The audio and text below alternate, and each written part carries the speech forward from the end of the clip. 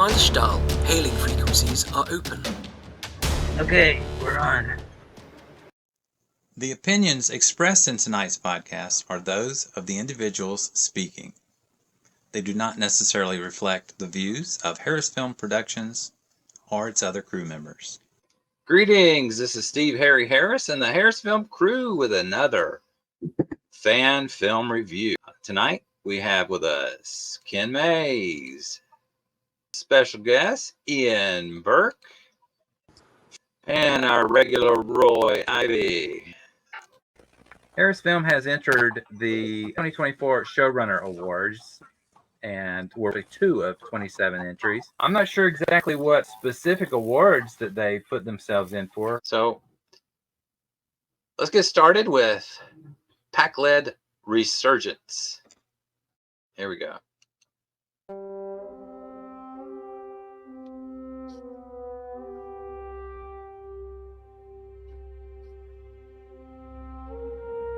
This is Dr. Louise Nilsson.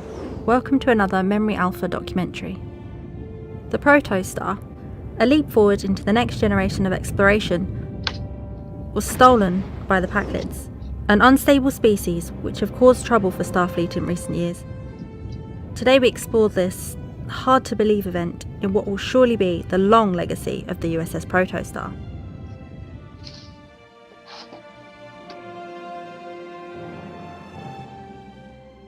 My name is Lieutenant William Davis, currently on temporary assignment aboard the USS Resolute. I'm actually stationed on Horizon, the first deep space explorer since the end of the Dominion War.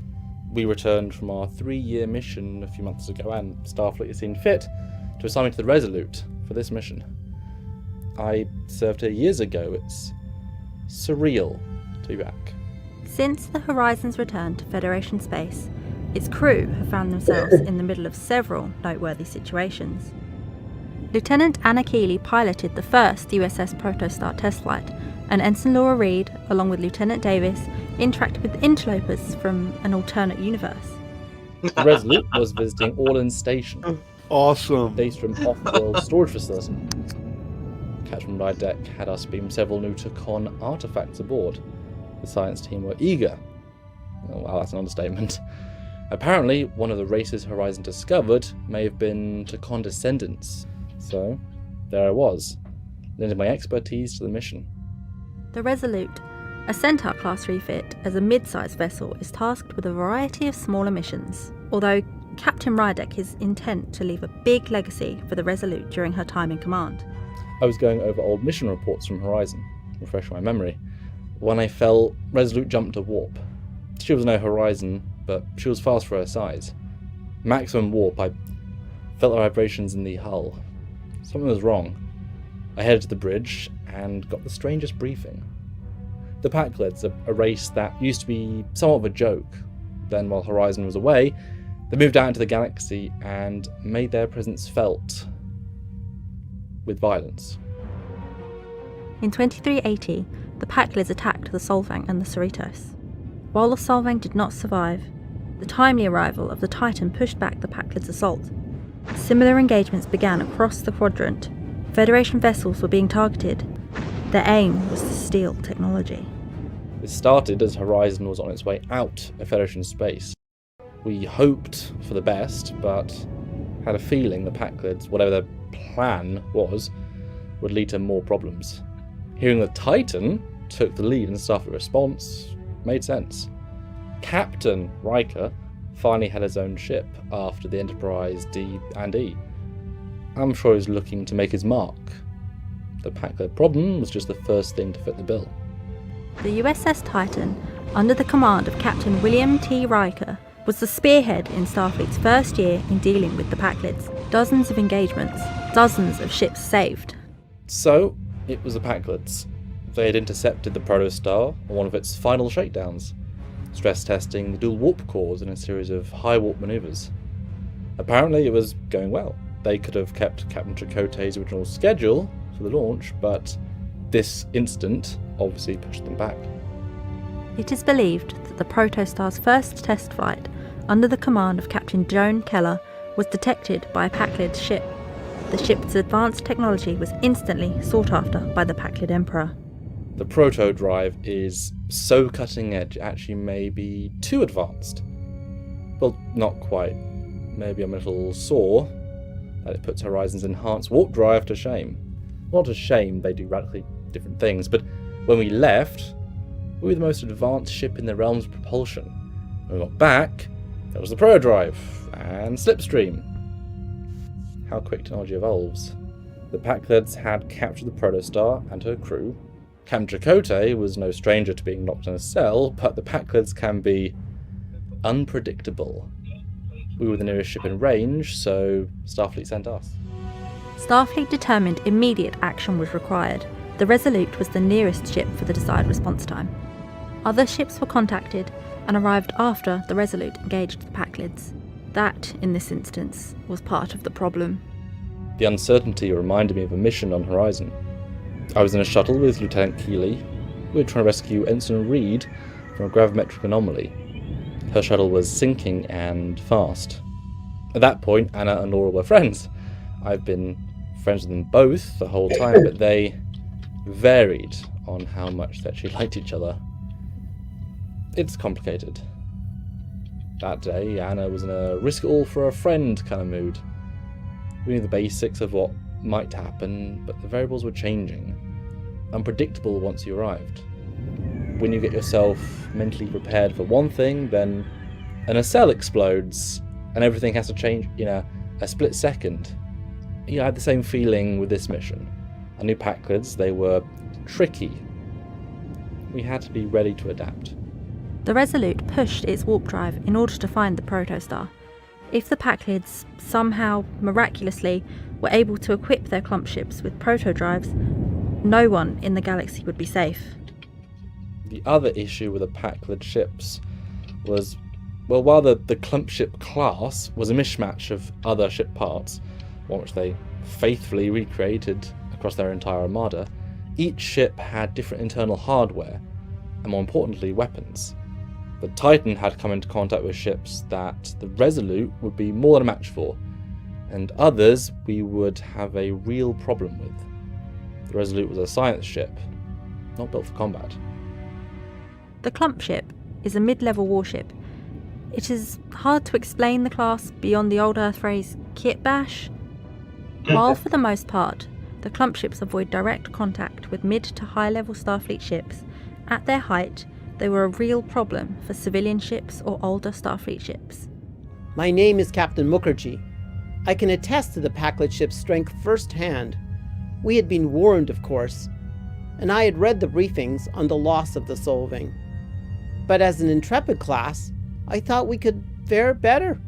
Captain Mukherjee was on a simple resupply mission to Cygnus 4 when he fell afoul of a Pakled trap.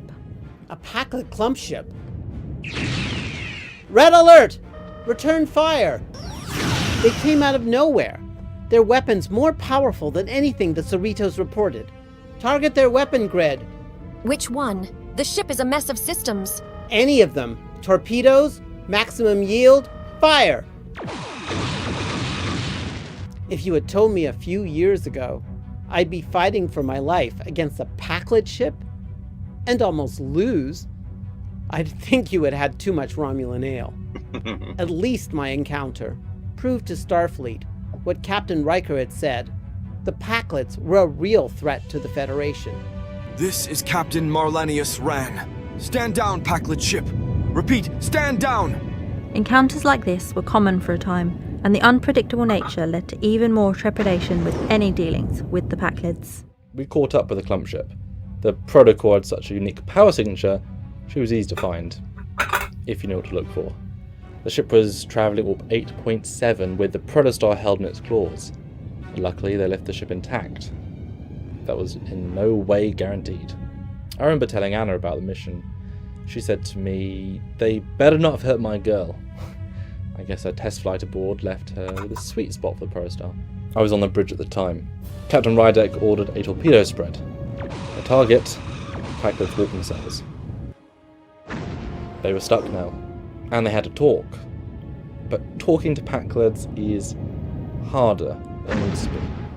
The Pakleds, while a spacefaring race, have troubles in communication. The Pakled captain Brumthep ordered the Resolute's surrender, Captain Rydek had no plans to do so. We scanned their ship. Its armaments were on the more powerful side of what we expected. With skill and a lot of luck, the Resolute could prevail, but the risk was just too high. Captain Rydek started negotiations. They had the Protostar, and they did realise its potential. And they had a crew capable of operating it, with Chakotay officers in the brig. What did we have? Well, what do you offer a Pakled? Instead, we asked, what can Starfleet do for them? They asked for a fight with the Enterprise and Captain Janeway. Did it make sense? No, but the Enterprise was in range, so we held them and asked for help. It all seemed to be going well until the first set of cavalry arrived and messed everything up. Chancellor Martok was returning to Kronos from a summit on Khitomer. He had wanted to be discreet about his means of transport, a bird of prey as opposed to his usual flagship, the Negvar. He'd come to help. Well, shows the bond the Federation has with the Klingon Empire. Except the Pakleds charged their weapons. The bird of prey charged theirs. The Pakleds overloaded their weapons, and the Klingons, they fired theirs.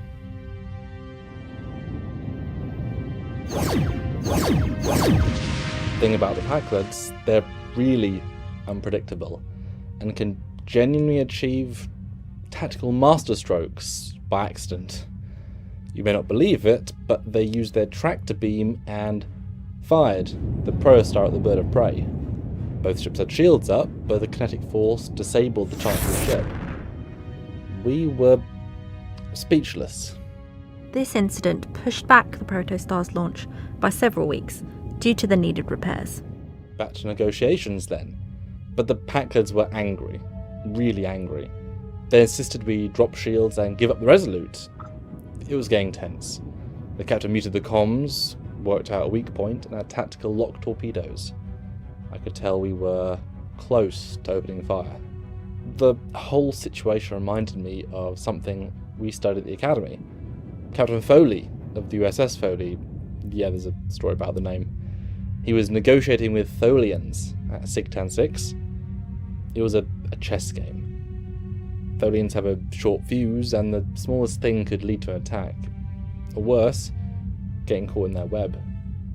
Captain Foley talked his way into a treaty, and his words have always spoken to me. I knew the importance for the Quadrant, both in resources and as a stepping stone to better relations with the Tholians. There were moments it could have gotten out of hand, but my crew, Harriman, Galloway, everyone was so certain peace could be achieved. We made it happen. A proud day, although not my last encounter with the Tholian Assembly.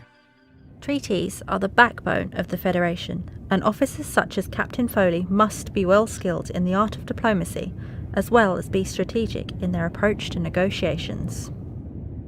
It was the Helms officer, Lieutenant Handar, who suggested trade. Give the Pakled something which should appeal to them, but leave us and the bird of prey at low risk if things went sideways. A T9 energy converter. That particular model had a copper composite outer casing, very shiny. We hope the Pakleds liked shiny. Lieutenant Commander Chovak deemed the part not worth the time to fix, but Handar apparently took it from Cargo A3 and wanted to use parts to help build his custom shuttle. We offered the Pakleds the converter in exchange for Captain Chakotay and his crew. They agreed, except the captain had to stay behind, to help them operate the Protostar. The problem only partially fixed.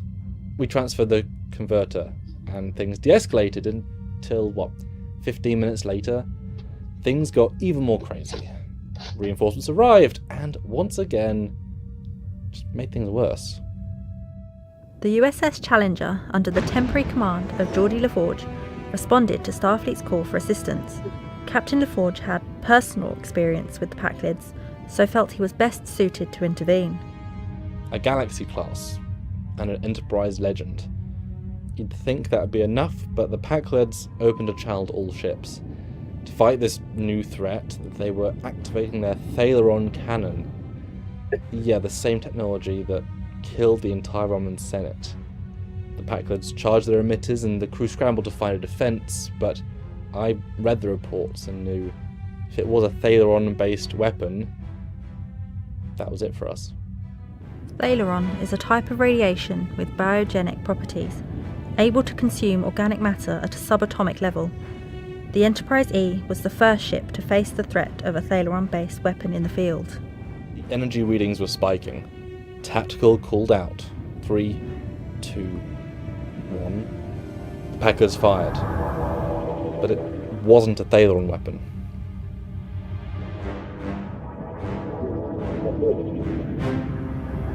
That is not what we thought was going to happen. All the other ships cloaked, but Resolute was unaffected. Apparently something to do with the warp engines? I still don't know. The Pakleds had activated a Romulan phase cloak tied into their deflector array.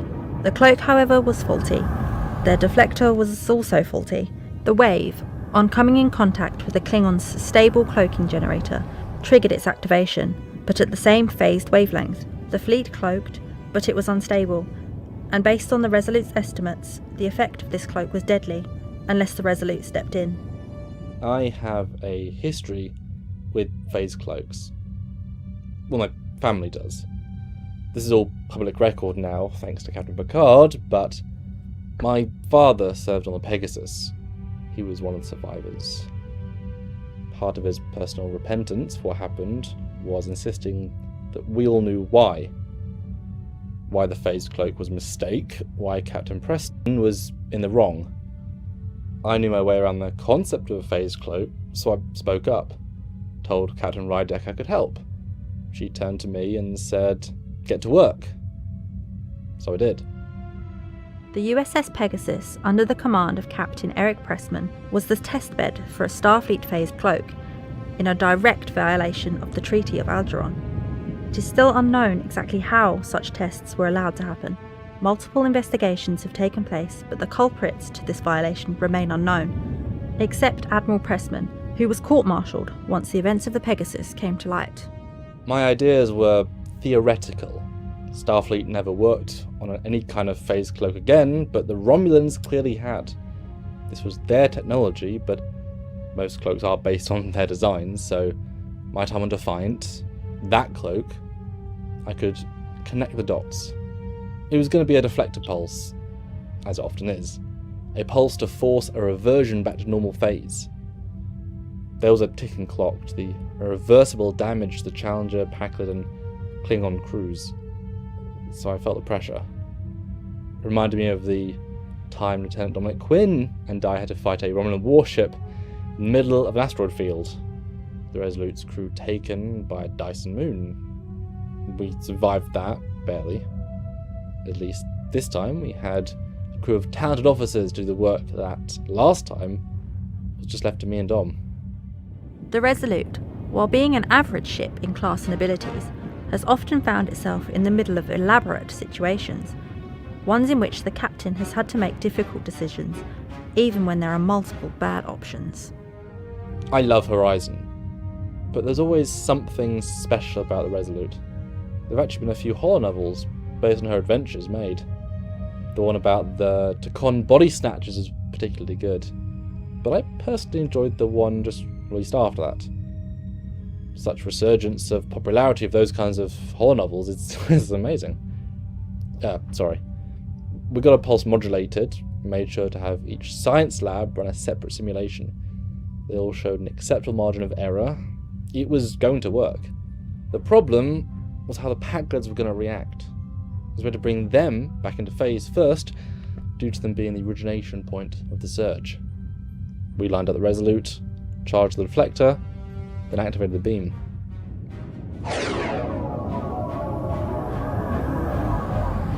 They were waiting for us to make a move. Once they came back into phase, they started loading their torpedo tubes.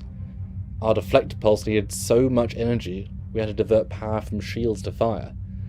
We had to rescue Challenger, but we were about to be attacked. Captain Rydeck had a hard choice. Luckily, reinforcements arrived for a third time, and this time, things actually worked out. The Enterprise E, under the command of Captain Worf, had reached the coordinates in record speed. With Starfleet's flagship now protecting the fleet, the Paklids thought again and deactivated their weapons. The Enterprise E. What a ship. Well, I mean, we'd done most of the hard work, but their help got us past the finish line. The Challenger and Bird of Prey were rescued, and the Paklids, well, I think Captain Worf would have preferred a battle, but Chancellor Martok didn't want anything more to do with them. Quickest way, let them leave. Before they departed, Captain Worf had a powerful message for the Pakled captain. Some might call it a threat.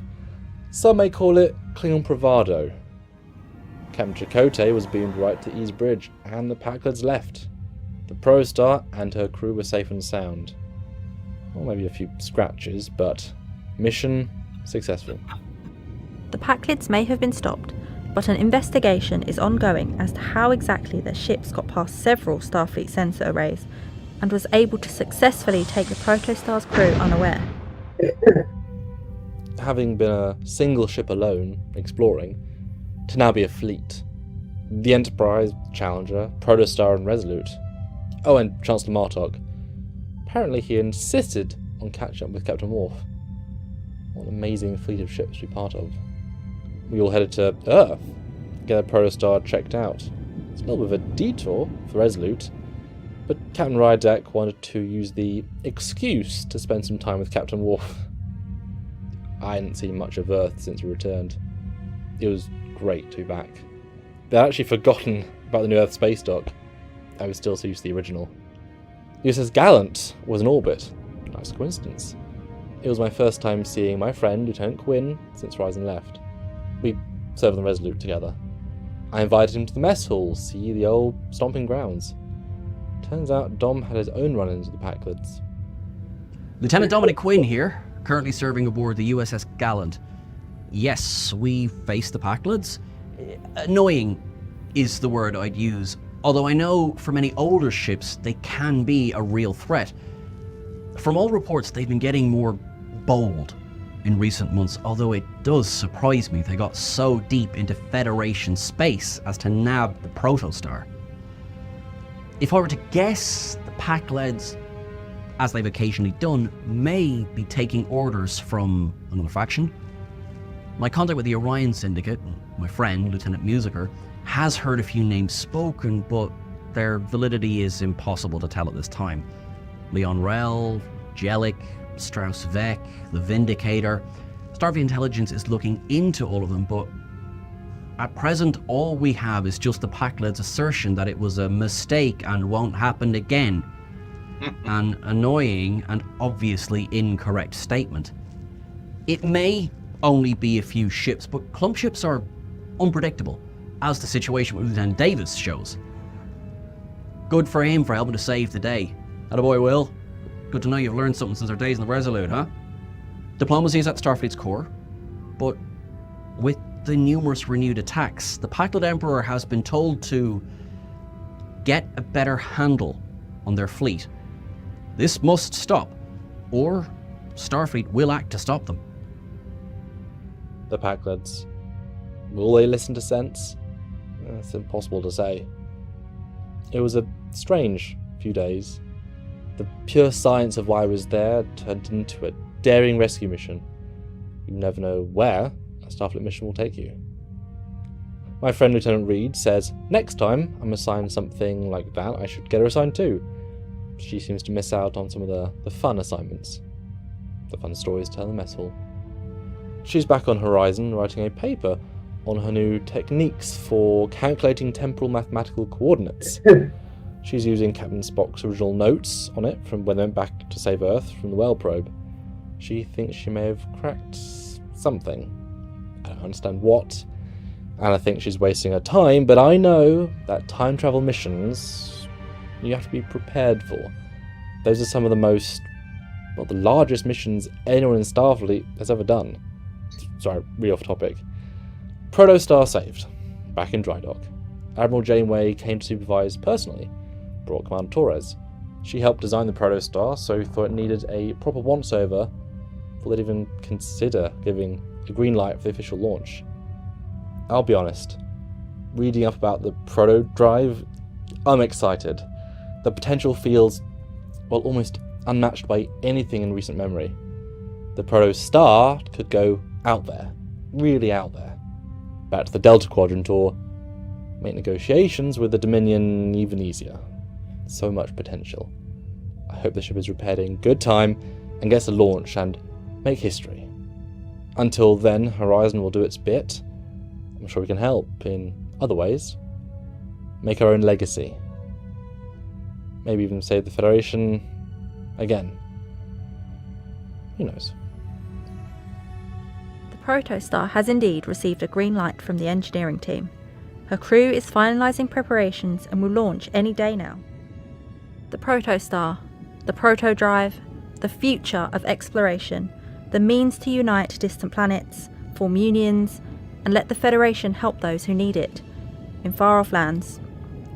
We wish you luck, Protostar, for this adventure and many more to come. This has been a Memory Alpha documentary, and we would like to thank Lieutenant Davis for sharing his story and Lieutenant Quinn for adding their experience. This is Dr. Louise Nilsson, signing off.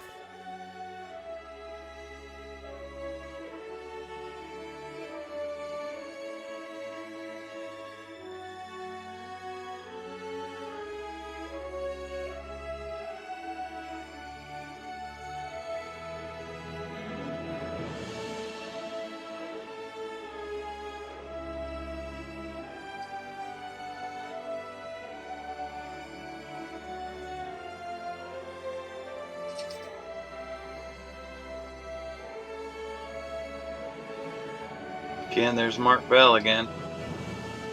Yep. Matt Wilson. Ian knows Matt, right?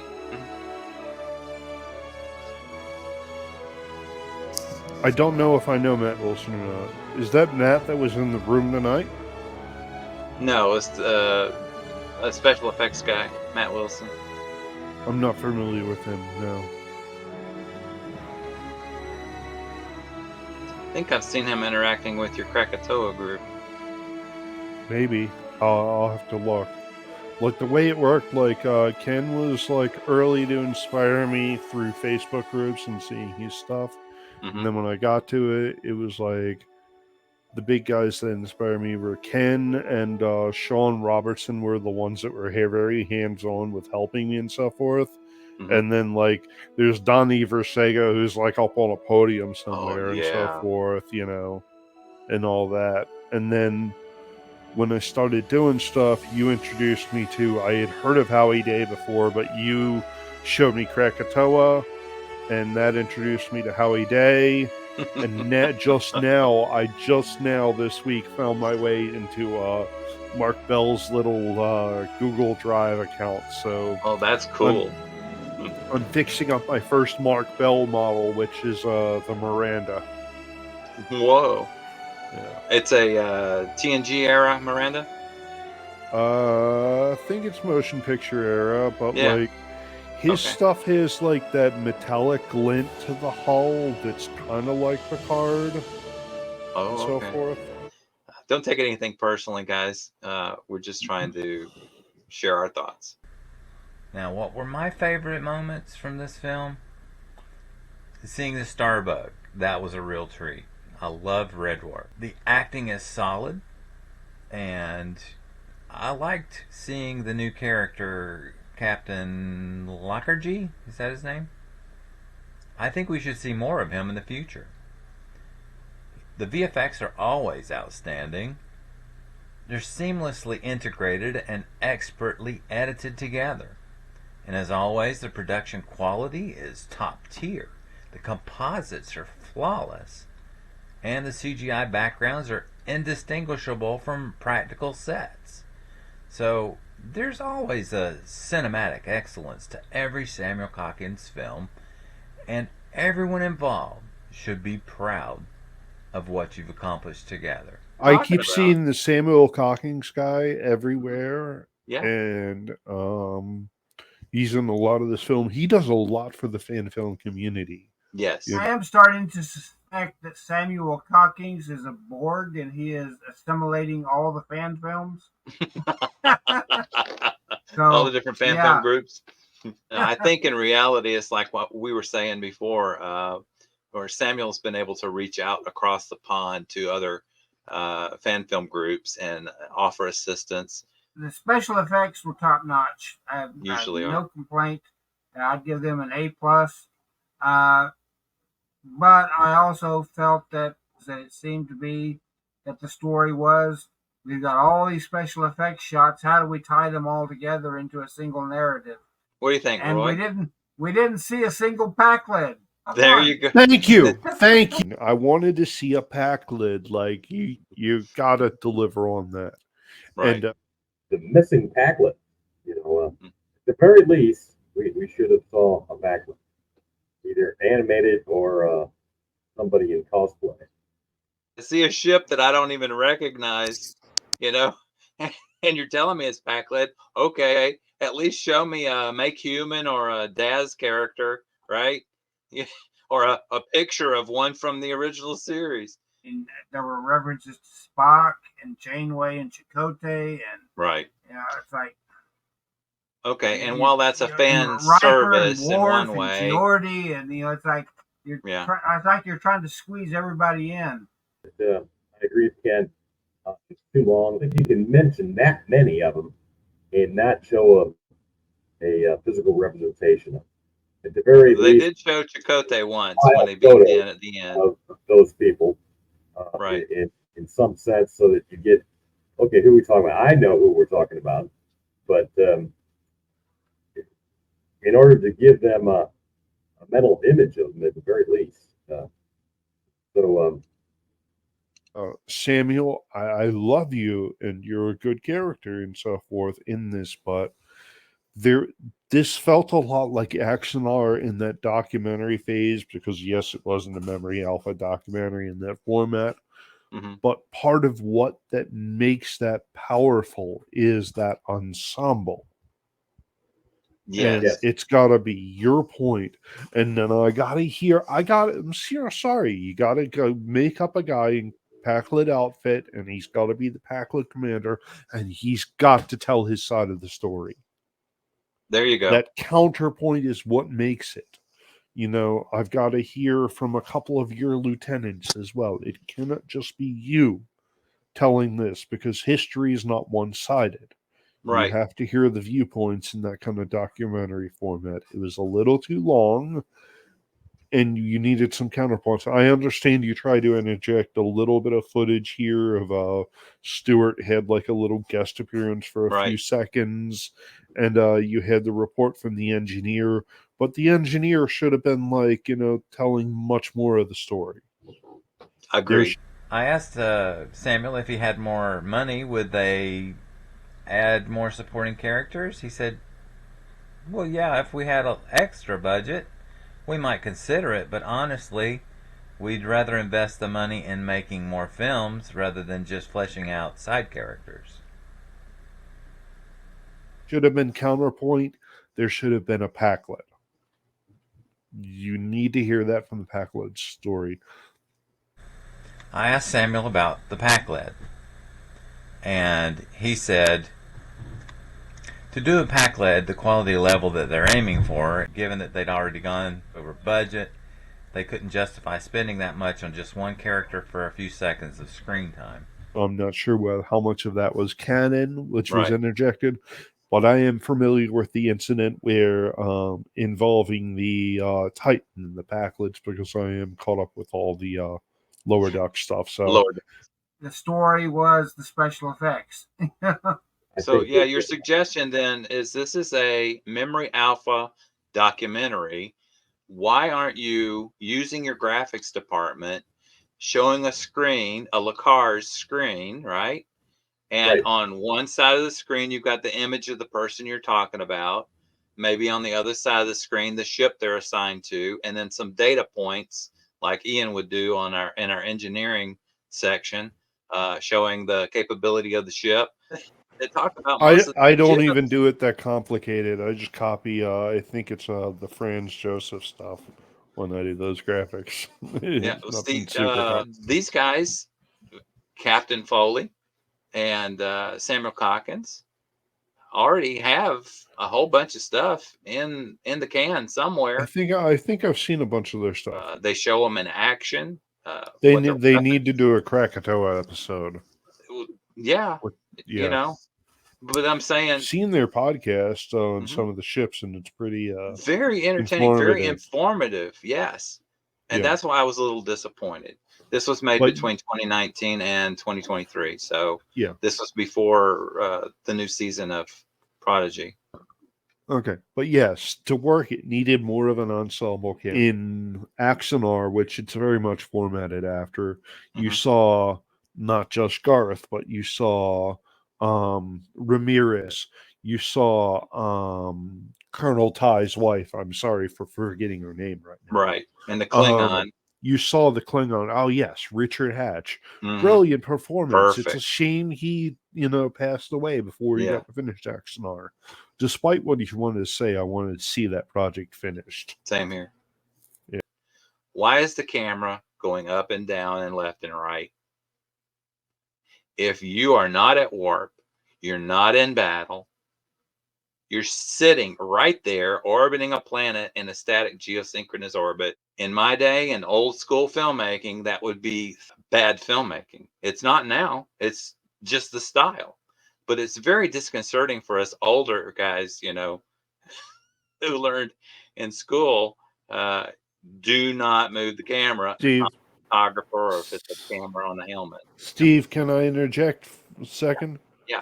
From someone who's like I'm like 20 years behind you guys. I feel you. I wish I could leave a static camera and just be happy with that. But to compete, you gotta do it. That's what I'm saying. Everybody doing it. Yeah, it's the style now. It's like they think that it adds realism to just being an observer in the room. There's so much stuff you have to add. More lens flare than you're happy with, and more effects, and more. No, thank you. Volumetrics. I'm done with the JJ bullshit. ideas. Yeah, thank you, Ken. At least show the Pakled captain on screen. Saying, yes. Make us go. If nothing else, one of those, like they showed when Harry Mudd was in the criminal database, show a criminal database kind of a thing with the Pakled's face and his information. You could have used a lot more Lacars. There was a lot of talk that could have just been action with maybe narration over it a little bit more, or no talk necessary because of what the action was. And you could have done more voiceovers to intertwine the people, to have more actors involved. I'm hearing 2 thumbs up for VFX and 1 thumb up for the story. Is that what everybody's saying? Yeah, I agree with that. Special effects, great, no problem. Story it dragged a little bit. Probably needed to be shortened a bit and more tightened. And you needed to have at least one Pakled on screen. Yeah. So that's it for tonight from HarrisFilm Reviews, Pakled Resurgence. What was your favorite part of this review or the film Pakled Resurgence? Be sure to click like, comment, subscribe, and share. So, in closing, congratulations. And we are looking forward to your next film. Very well done. Good night, Ian. Good night, everybody. Roy Ivey. Night, Roy. And Ken Mays. Come see us again soon.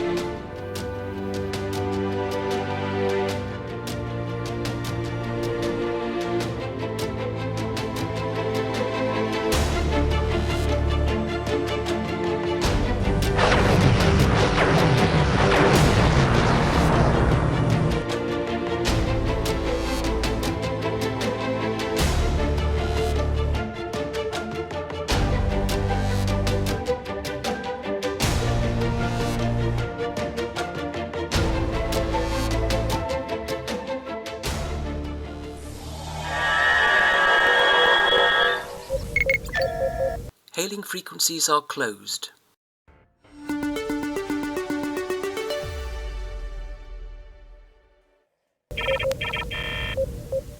Transmission complete.